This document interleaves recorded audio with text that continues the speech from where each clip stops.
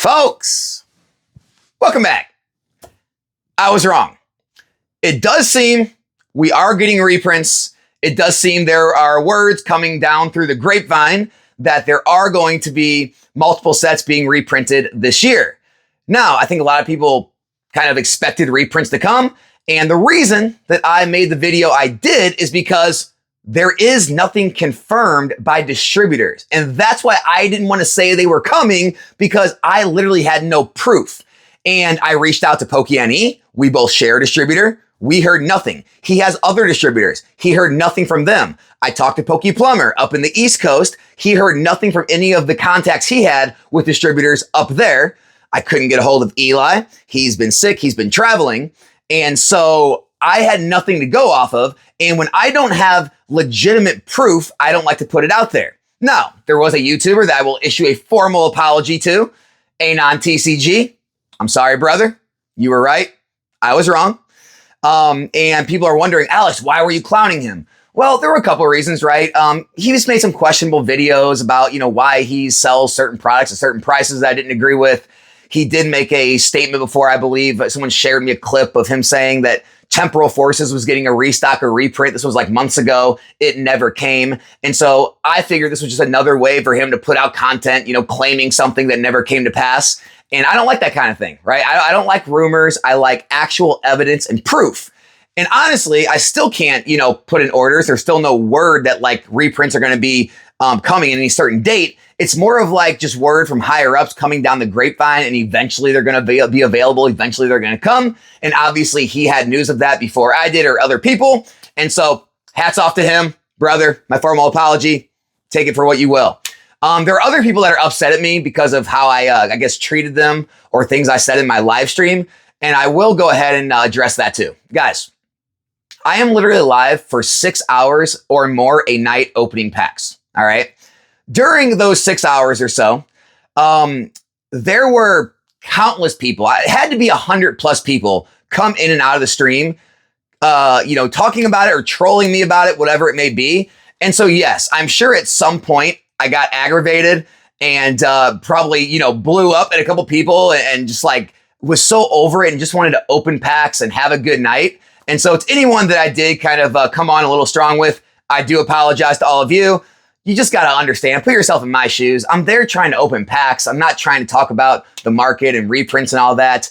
And when enough people come in and troll for long enough, eventually, yeah, I'm going to try to shut it down and move on. And it's going to get a little heated from time to time. So I do apologize about that, guys. So that's pretty much all I got to say about it. Not trying to make any excuses, not trying to play any type of victimhood. I was wrong, and we'll move on. But I still don't have any dates of reprints. I still don't have any exact news from distributors on items for reprints or how much, or if they're going to be bundled with other items, what price point the distributor is going to sell at. So I don't have any of that news. It's just, through the grapevine from the higher ups, we are apparently getting them. So that's all I can really tell you. One thing I do want to talk about though is, again, every single time this happens in the hobby, people lose their minds. They literally start making rash decisions based on this news. And again, like I just said, there's no news. And so you don't know that these sets are going to be handed out to stores at the old prices of $90 to $95 a box. The stores may sell Surging Sparks for $200 a box to stores, right? They may sell some of these sets, maybe 10, 20% under market to stores, one. They may bundle these items with a bunch of junk that nobody wants in order to get you to take a lot of the things off their hands, which when you add all that into the cost, you're not going to be able to sell the boxes very low. And we don't know how much is coming. These may be small reprints because they're over a course of a lot of sets. They may be a very small amount of each set, which will get gobbled up like that on the market. We may see a quick dip of 10, 20%, which we usually see on a lot of reprints. And then they may jump right back up because people will see this as their last opportunity and buy them up immediately. And so there's a lot of unknowns. So my advice with all of this stuff, guys, is be very slow to make decisions. Be very slow to take actions when these things come. Don't make rash decisions and, dump a whole bunch of stuff and hope that you're going to be able to buy it back for cheaper. Maybe you will, maybe you won't. Honestly, the best route I like to take is, and I've said it a million times, Sell some, keep some. If it does drop a bunch, you can dollar cost average in. If it doesn't drop much and then jumps right back up, hey, at least you still have some position and you felt safer and you were, had less risk, less skin in the game, all that good stuff. But I think we need to stop conjuring up these visions of Chilling Reign, Fusion Strike, and Battle Styles. Everyone uses that as like a benchmark for reprints. And that is not the benchmark, right? Look to Silver Tempest and Lost Origins. Those saw drops, but they stayed there for maybe, month, 2 months, 3 months, jumped right back up, went to new highs.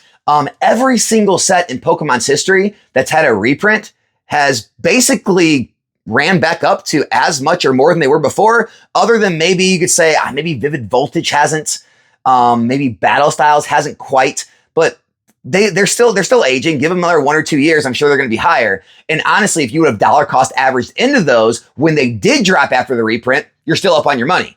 And so this whole thing is just an investing game, right? It's not a timing game. It's not worrying about every different news that comes out. It's just an investing game. It's how all investments work. Things drop, you can dollar cost average in. When they go back up, guess what? You're up on your money, even if they don't get to their new highs right away. Talking about some of these sets and the volume that we're still going through, it doesn't seem in my mind that Pokemon will be able to reprint enough volume of enough different sets while keeping up with Prismatic, while keeping up with Journey Together, while getting Team Rocket done to really make a large dent in this market. I think people are really downplaying the amount of 151 that was just released.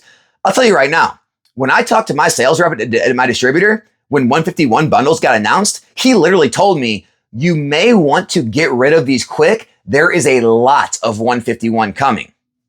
So the distributors, in their mind, they got a lot of 151 booster bundles. Okay. There was arguably a lot of Blooming Waters boxes thrown over all the Costco's, all the online, retailers. They got eaten up very quickly. The price of the packs not only didn't drop, they continued to rise. Everything's still on the uptick. And I think people are downplaying that massive restock we got with 151 like yesterday. And so that's a pretty good precursor of what's going to happen, in my opinion, with a lot of these reprints. I don't think it's going to be a massive deal. But again, you don't have to take my opinion or advice. I tell you what I do. You make your own decisions for yourself. Look, if you want to dump everything, it does not bother me. I know people think I make these kind of videos and you say, well, Alex, you're just trying to protect your investment. Guys, Evolving Skies got a reprint. Didn't matter. Fusion Strike got a reprint. It didn't matter. Lost Origin got a reprint. It didn't matter. Crown Zenith just got a reprint like a year ago. Still getting Sea and Sky boxes. It doesn't matter. 151 reprints. It doesn't matter. People just get so emotional and short-term mindset in this hobby. They don't look back at the data and realize a reprint is nothing more than an opportunity to buy product a little cheaper than it is on the market right now. In 1, 2, 3 years, none of it will matter, like always. Also, you have to also remember this. Evolving Skies, okay? And this is not a shot at Anon. I mean, again, even Eli's made a post about it. It's like, we are getting reprints, right? We just don't know when or how much or any of that. But I will say, everyone that's attacking me so hard, if you haven't been in this hobby for very long, Evolving Skies was rumored to get a reprint for like a year plus, okay? Every large YouTuber, not everyone, but a large amount of the large YouTubers were all saying, we are getting an Evolving Skies reprint. Like it was almost fact. It was a 99% chance. Like everyone was talking about it. It never came. The box went from 180 to 200 to 300 to 350, 400. It sat there and everyone was saying, no way Pokemon's not going to reprint this set. It's getting a reprint. The reprint's coming. The reprint never came. The second reprint of Evolving Skies never came. And so I've seen that happen multiple times in this hobby with rumors. That's why I am always so slow to make a video confirming a reprint. I would much rather, honestly, as much people think I wouldn't, I'd much rather make this video and apologize to another YouTuber than I would make a video with faulty information and then it not happen and then people get hurt because of that faulty information. I would much rather come out and say, there is absolutely no, news of reprints. Anyone saying there is, they have to be, trying to do it for clicks and then, have egg on my face and have to eat it when they do come, then put out false information and say, yeah, there's reprints coming. I heard it here. You heard it here, folks. Make your decisions based on this. And then people make financial decisions based on that. And then it never happens. And so that's kind of my position on this whole thing. That's why I'm very slow to ever confirm things until I get like actual proof. There's actual product there, actual orders up and things like that. And so that's where we're at, guys. So that's the video. I don't know if it's what everyone was expecting. I know everyone was anticipating me making this response video but yeah, I mean, there's really nothing more to it, guys. I think YouTube land makes more out of everything. Congrats to the people who got the news early and made the videos. And, good luck to everyone making decisions based off this. I personally think it's too early to make plays either way off of this information. But hey, man, if you're trying to get ahead of it and trying to sell product into the spike and think it's going to drop a lot, have at it. I truly wish you guys the best. What will I do?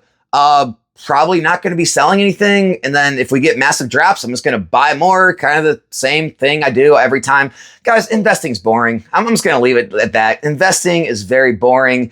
It's fun to like make all the YouTube videos and get all hyped with the news and the reprints and the drama and all this all the time. But honestly, at the end of the day, business is boring. Investing's boring. There's highlights that you can make videos about and get everyone hyped up and things. But at the end of the day, it's just business as usual. My mindset's long-term, so none of this ever changes what I'm doing. So that's what I got. Hope you guys enjoyed the video. Be back in a new one soon. I'm out.